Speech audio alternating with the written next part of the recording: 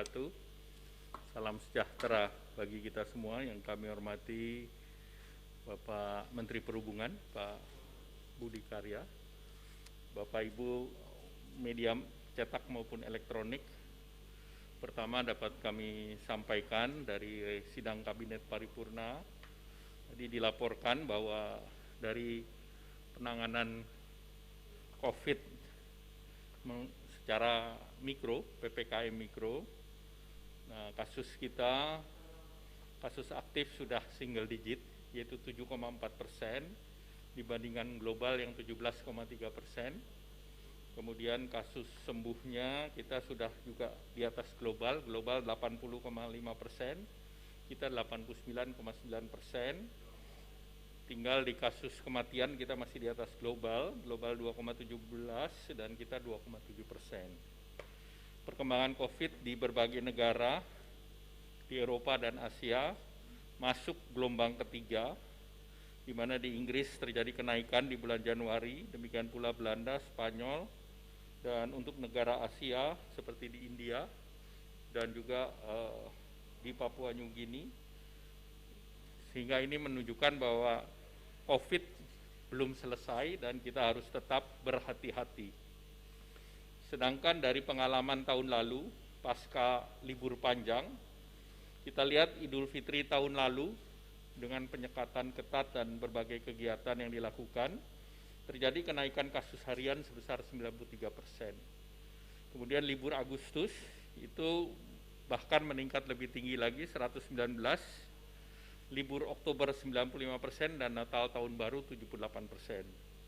Oleh karena itu Bapak Presiden minta bahwa kebijakan pengendalian itu agar segera dilaksanakan, dan pemerintah melalui PMK sudah menyampaikan bahwa sudah ada larangan mudik dan juga sudah disiapkan surat edaran dari Menteri Agama yang mengatur berbagai kegiatan keagamaan selama bulan Ramadan.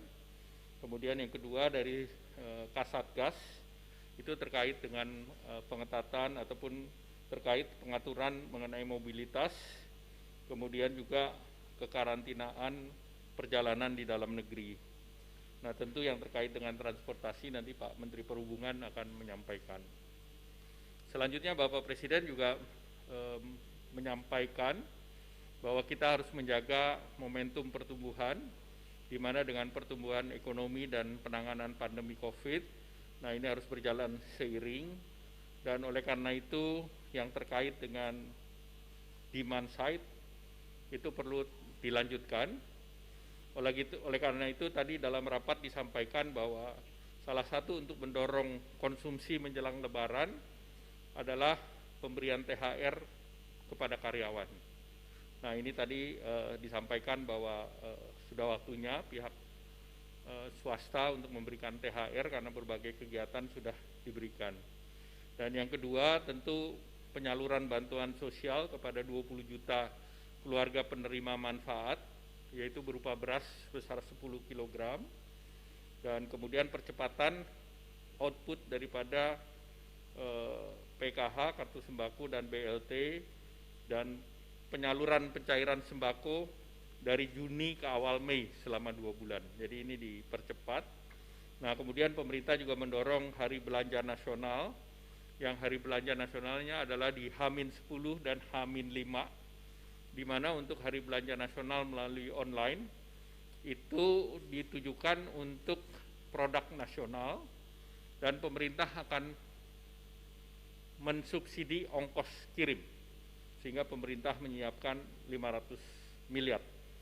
Nah tentu dengan demikian pemerintah melihat bahwa untuk mendorong konsumsi ada 5 program, yaitu pembayaran THR, estimasi daripada anggaran yang bisa masuk ke pasar adalah 215 triliun.